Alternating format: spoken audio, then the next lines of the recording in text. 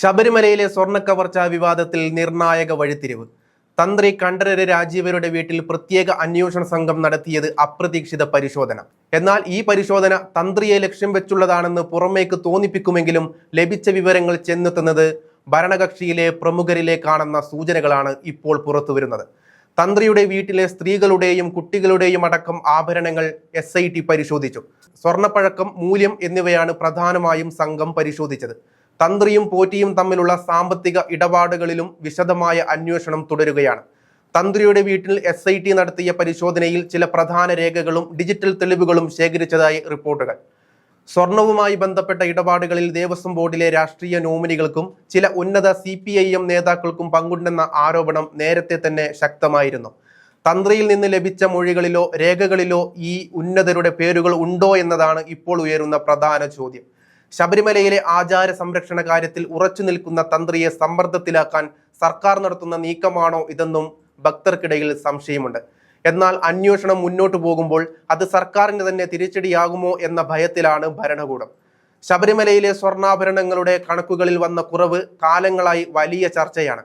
Devaswom board ഭരിക്കുന്നത് ഇടതുപക്ഷ സർക്കാർ നിശ്ചയിക്കുന്ന സമിതിയായതിനാൽ ഇതിൽ നടക്കുന്ന ഏതൊരു ക്രമക്കേടും നേരിട്ട് പാർട്ടിയെ ബാധിക്കും. തന്ത്രിയുടെ വീട്ടിൽ നടന്ന പരിശോധനയിലൂടെ ചില സ്രാവുകളെ കുറിച്ചുള്ള സൂചനകൾ പോലീസിന് ലഭിച്ചതായാണ് സൂചന. അന്വേഷണം സ്വാഭാവികമായ രീതിയിൽ തുടർന്നാൽ ഭരണകക്ഷിയിലെ പലർക്കും മറുപടി പറയേണ്ടി വരും. അതുകൊണ്ട് തന്നെ ഈ കേസ് ഒതുക്കി തീർക്കാനോ അതോ തന്ത്രിയെ മാത്രം പ്രതിക്കൂട്ടിലാക്കി രക്ഷപ്പെടാനോ സർക്കാർ ശ്രമിക്കുമോ എന്നാണ് ഇനി കണ്ടറിയേണ്ടത്. ശബരിമലയുടെ പവിത്രതയെ പോലും രാഷ്ട്രീയ ലാഭത്തിന് വേണ്ടി ഉപയോഗിക്കുന്നവർക്ക് ഈ അന്വേഷണം ഒരു തിരിച്ചടിയാകുമോ? SITക്ക് ലഭിച്ച ആ നിർണായക വിവരങ്ങൾ എന്താണ്?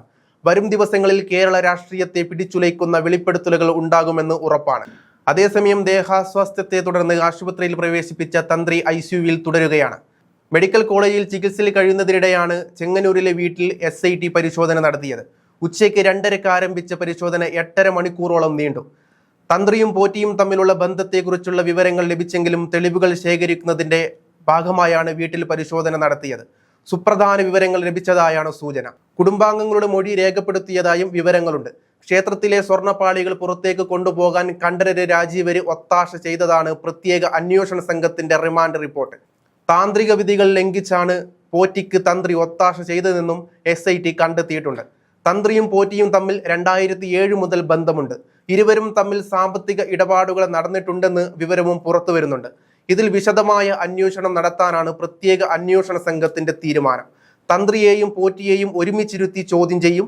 ഇതിനായി ഉടൻ കസ്റ്റഡി അപേക്ഷ നൽകും. പത്മകുമാറിന്റെയും ഗോവർദ്ധന്റെയും മൊഴിയാണ് രാജീവരുടെ അറസ്റ്റിലേക്ക് നയിച്ചത്.